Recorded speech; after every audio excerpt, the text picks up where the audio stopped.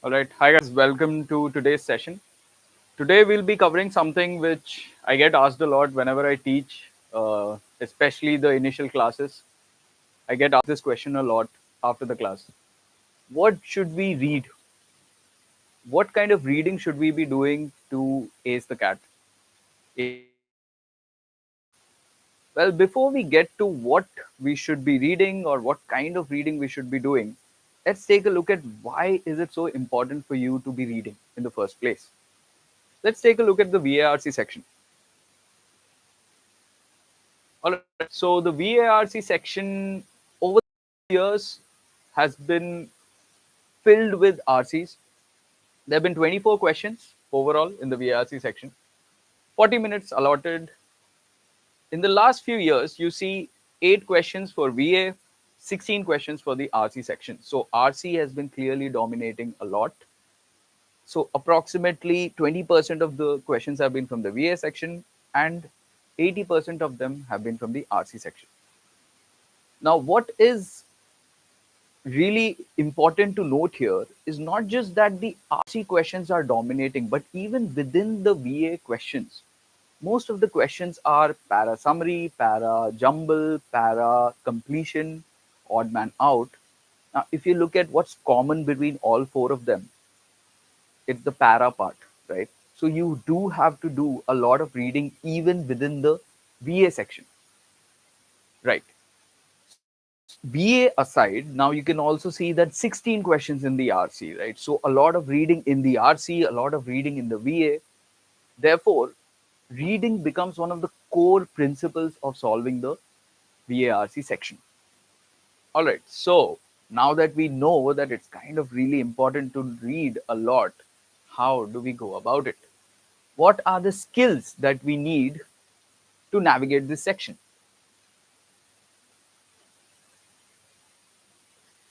In my book, there are 3 core skills that you need to navigate this section. The first one is the language skills. Simply put, grammar and vocabulary. How good is your grammar? How good is your vocabulary? Can you understand a basic sentence? If a sentence is provided to you, can you understand it? Language skills, that's where it comes.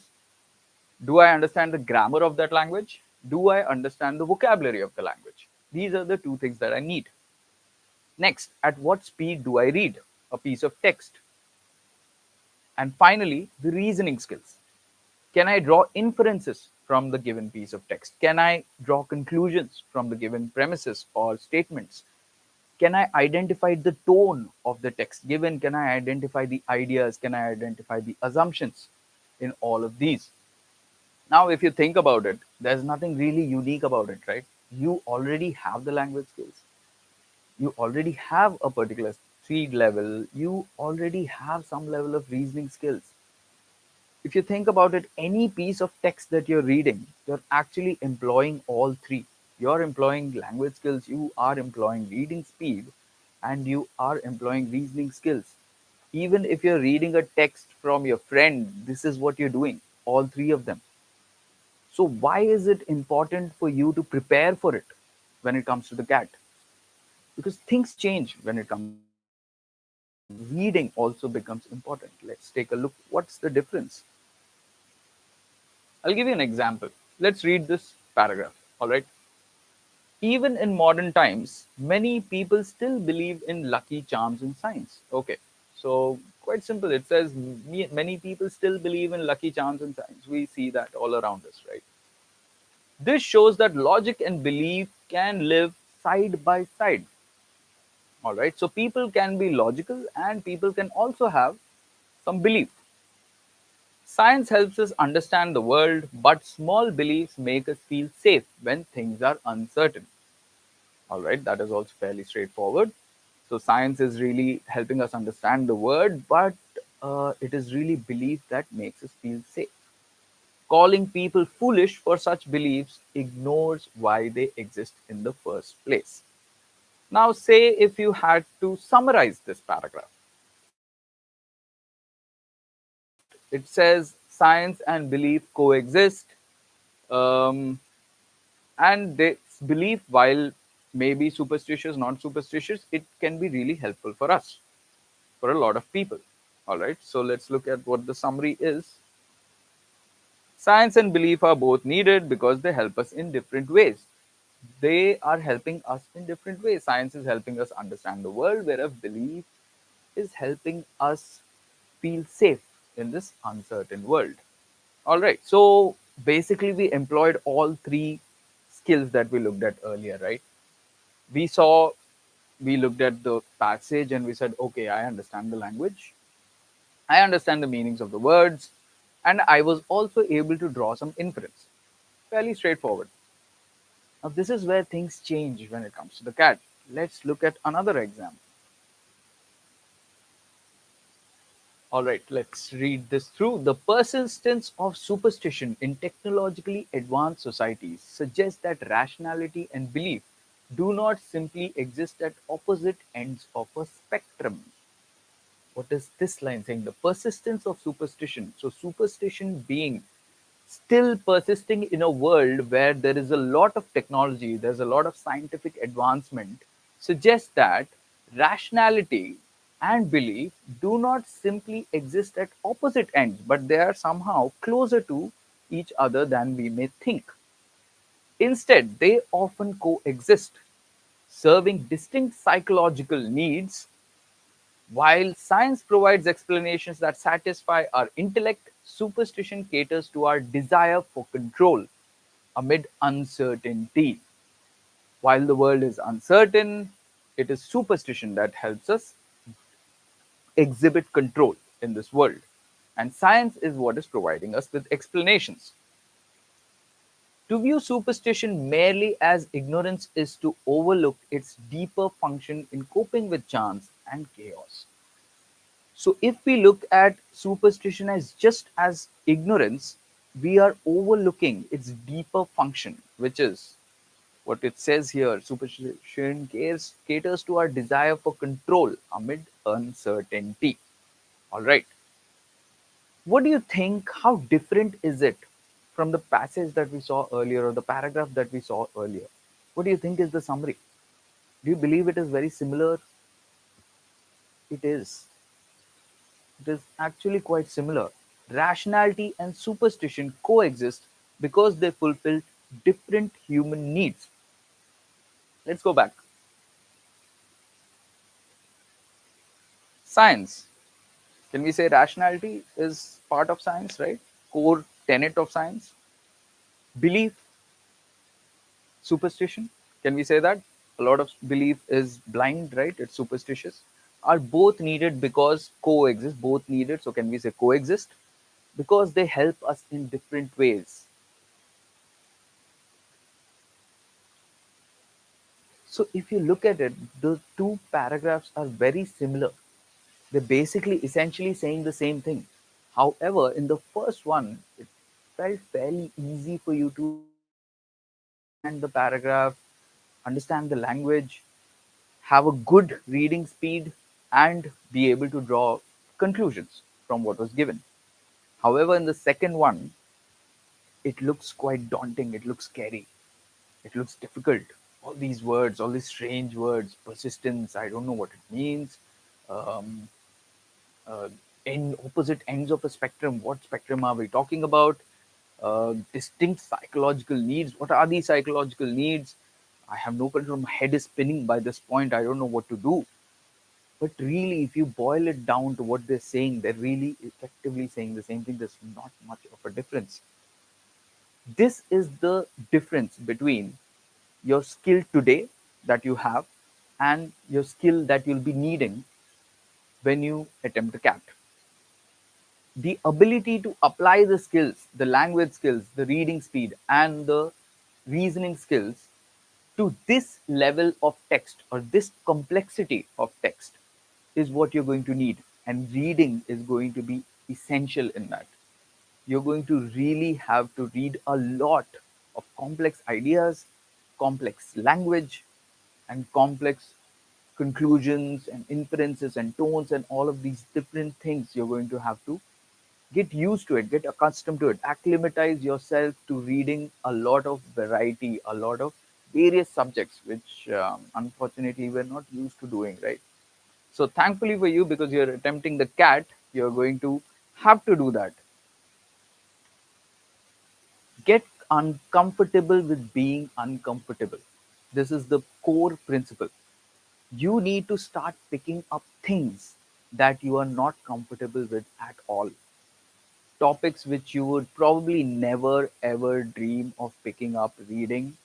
You are going to have to pick up these topics like linguistics, topics like ethics, topics like genetics. All of these things, you're going to have to pick them up and start reading them. I know you're going to doze off. I'm sure that will happen, but you're going to have to push through it. Maybe day one, two, three, you doze off, and maybe day four, you find something interesting in there and you go for it, right? So, but this is very important. You need to feel that uncomfortable. Yeah, you need to feel that urge that this is really uncomfortable. And you need to get comfortable with that idea that you're going to have to face a lot of text which is going to be very uncomfortable in nature for you to read. All right, what's next? Now, we looked at the questions, right? I said there are about 24 questions, about 40 minutes to answer them. So, the first thing that you need as a skill is to build your stamina of reading. Think of it like this: can you read even the simplest piece of text for about 40 minutes at this moment? If you can't, you're going to have to need that, right? You need to be able to spend 40 minutes with the paper and it's all reading end to end. 4 RCs, 8 VA questions, even those are para based. So you're going to have to read a lot. And I'm not even counting the options yet.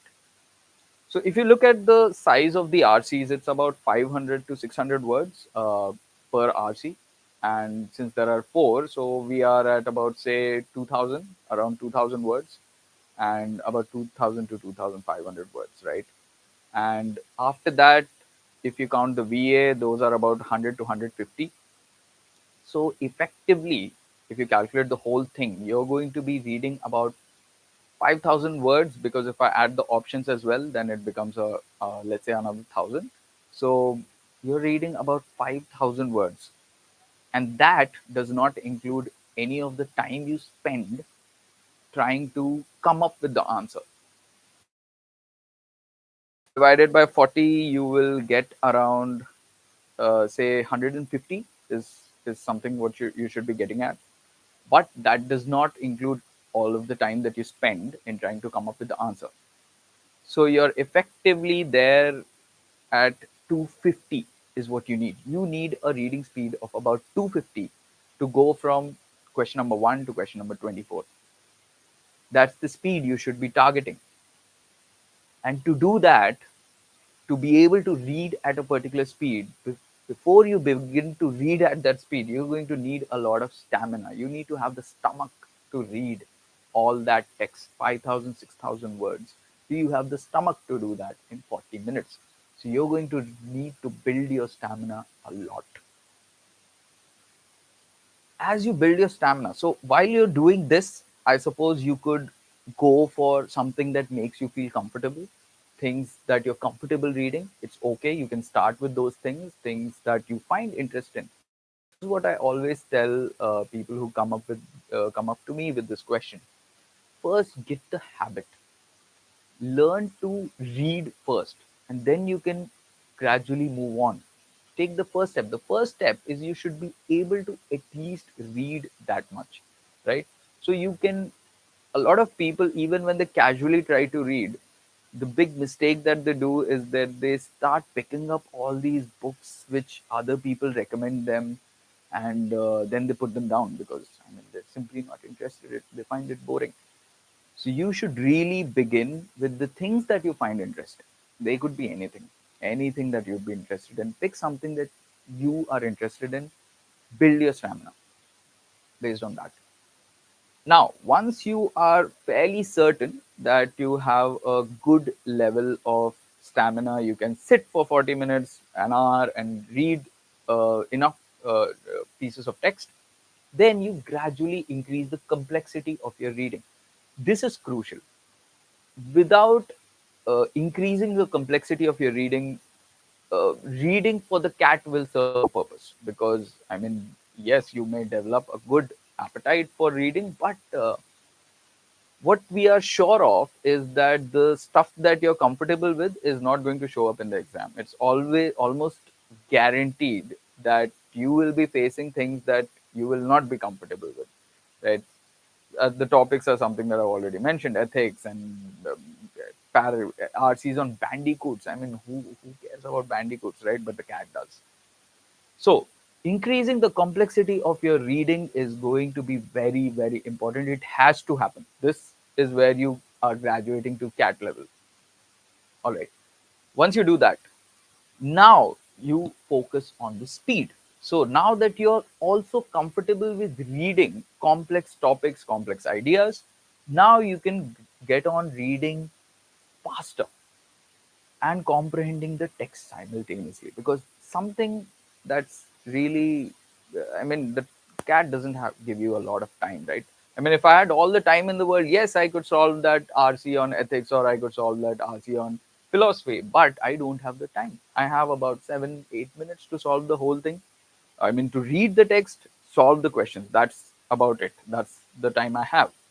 So I need to build myself in such a way that I can read the text at a blitz, at a really fast pace, and I can comprehend it at the same time. Not only am I just reading, I'm really grasping all of the ideas as well. It is really important that you then get to this level. This is where you can score heavily. All right, this is where you can outnumber competitors that you are going up against, because let's face it, the CAT is a relative exam, right? So, build your stamina, increase the complexity of your reading, focus on reading faster and comprehending at the same time, making critical analysis of the piece of text given. All right, what's next? The usual suspects. Now we get to the part where what to read. Well, if you go and look at all of the CAT papers and all of the RCs and the VA, you will have a fairly straight. You should be able to have an idea after that. If you look at it, history is a favorite, comes all the time and bamboozles people every single time. Philosophy and abstract ideas are always a favorite. What are the themes covered? Human consciousness, morality, free will, knowledge, ethics, existentialism, all of these things. Again, look, we are never really comfortable with these things, right? They always show up. Sociology, anthropology, and culture. Themes: gender, race, social hierarchy, migration, identity, media, influence, globalization. If you are from a sociology background, maybe you could crack this, but even then, it's kind of a difficult genre to pick. All right, history, politics, and international relations. Themes: evolution of empires, political ideologies, what is liberalism, socialism, historical patterns, and all of these things that regularly show up in the CAT.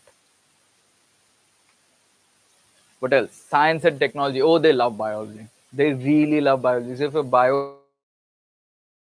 you're not, I seriously suggest you start reading. Genetics, biology is something that they love.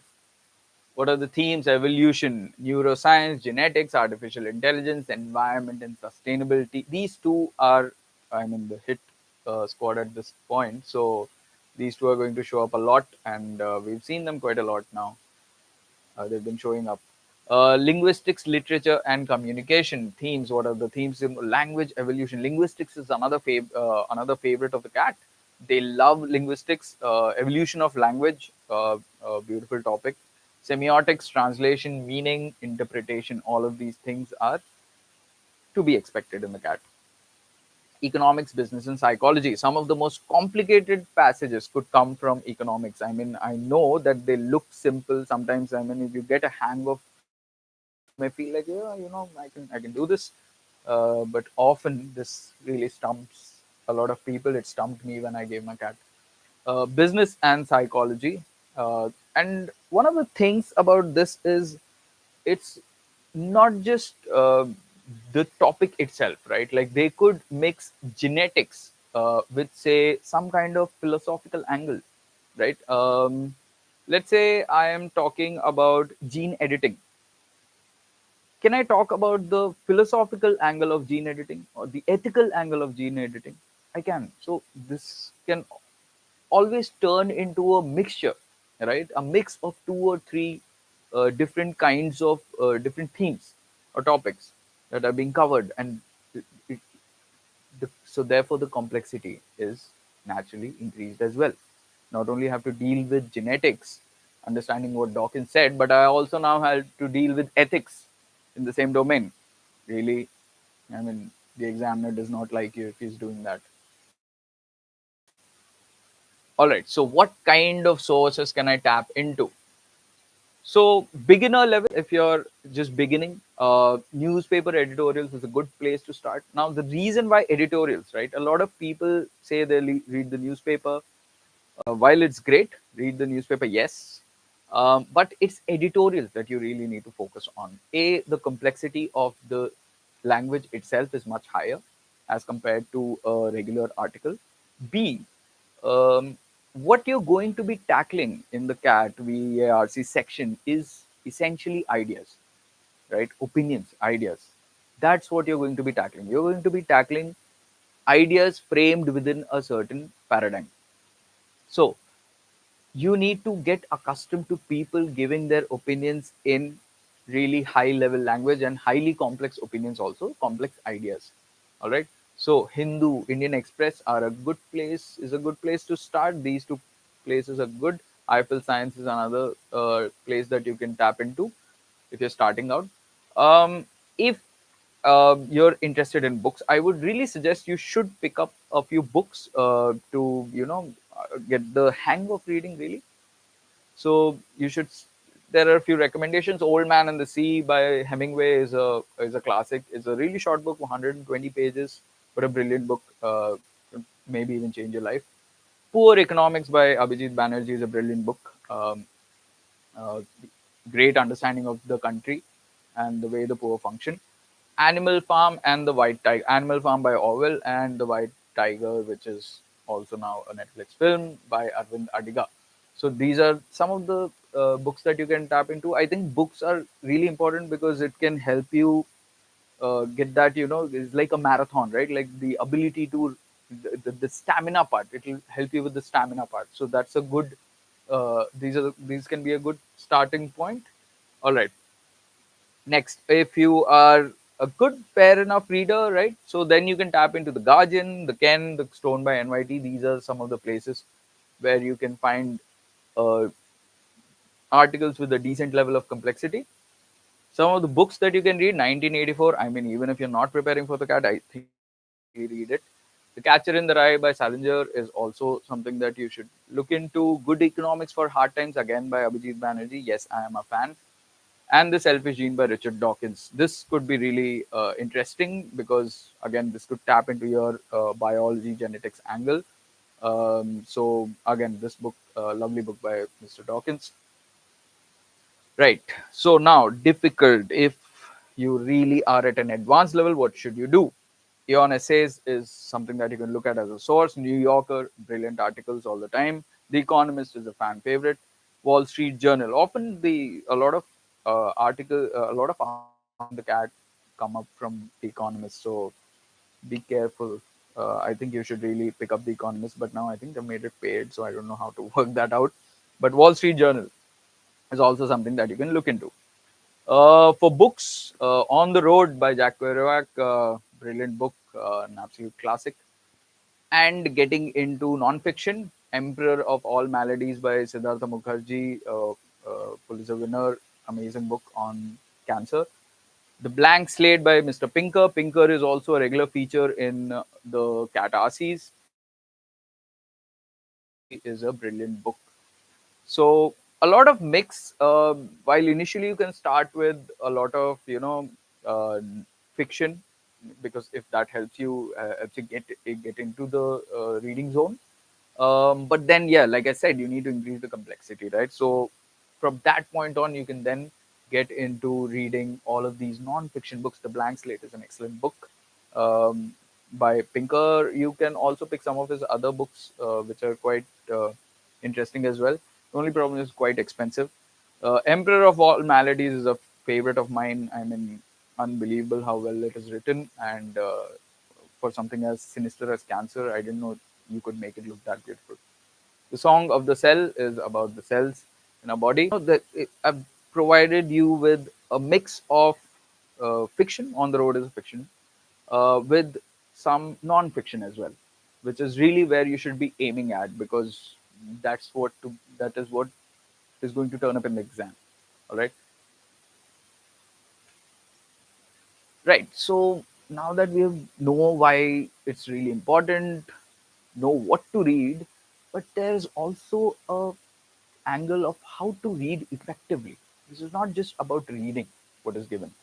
Reading effectively for CAT, because you're reading for a particular purpose.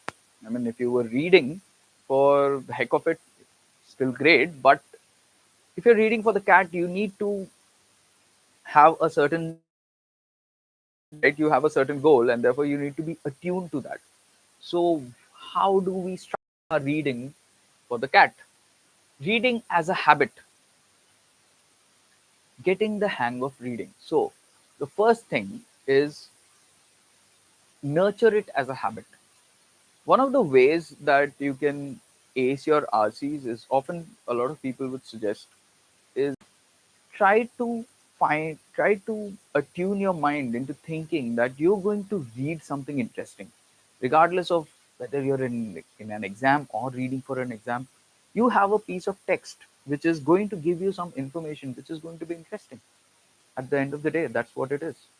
You are reading a paragraph or a bunch of paragraphs, an RC, which has a piece of information which could be interesting.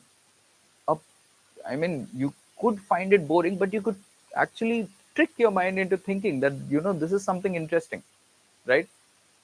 You can actually do that. So, reading as a habit, getting the hang of reading, looking at reading as a joy, an activity that brings you joy, is going to make your life very easy as compared to looking it as tragedy. Looking at it like, oh my god, I'm going to have to answer all these questions, and what is this, and this is so complicated. Looking at it purely from a, oh, I'm going to see a bunch of information that I've never seen before. This could be interesting. Maybe I'll talk about it with my friends. That could really alter the way you look at the paper. All right. So reading is as a habit. You would be very well served if you could do that. Next, what to do? Time yourself. After a certain point, you need to start timing yourself. Track your progression. Because I said you need to hit this mark. You need to hit 200 to 250 words per minute. That's the mark you need to hit, right? So you need to track your progression as well. How fast am I reading? Which topics am I good at? Which topics am I able to read fast? Which topics am I able to read slower? Which topics are not that good? This will help you in understanding when you're giving the CAT. You can bucket your RCs into which one do you target first, which one do you target next, based on how fast can you read and how well. This is crucial. Developing vocabulary. Now, well, the CAT is not asking you direct vocabulary questions because they become very crafty. And what they're done is they basically said, okay, so if you're going to by heart all the words, what we're going to do is we're just going to give you words that are RCs that are so complex, and have words that are so complex that unless you actually understand those words, you will not be able to understand the meaning of the RC. So it won't happen, right? So it is very important that you develop a level of vocabulary as you go along with your reading. You keep going along with your reading and you keep noting these words. And as you keep seeing these words again and again and again, that is how your vocabulary is going to develop. Now, while they may not be, like I said, asking direct questions, what they do is they may just give you a paragraph, and within that paragraph, ask a question from that part of the paragraph where there is a very complicated word. And maybe understanding that word would help you understand the question itself.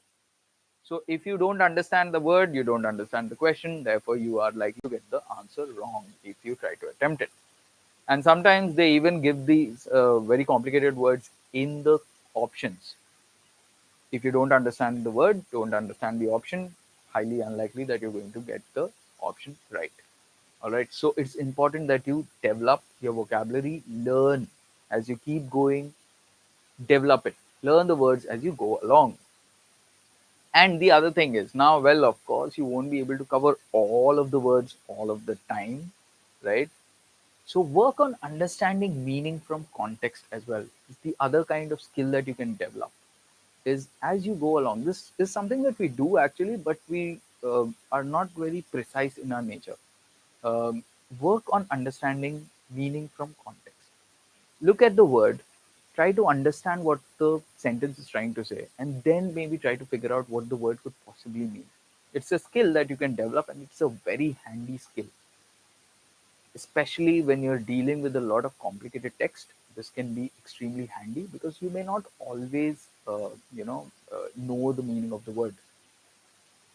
And the last one, hit diversified topics. Make sure that the reading that you do is from a wide range of sources with a wide range of difficulty levels, covering the whole range of topics and themes. This is very, very important. This is what will separate you. This is basic. This is all three. This is basic, but this is where what takes you to the next level. All right. So that's it from me on this session. Let's see if there are any questions.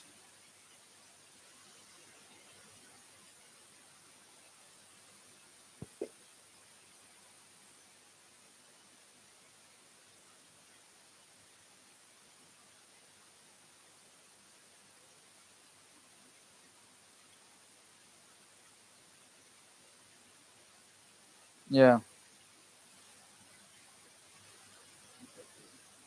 Wait, wait. I'm just checking if there are any questions.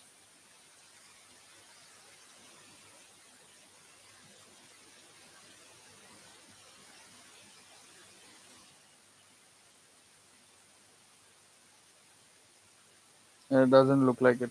I think we can end.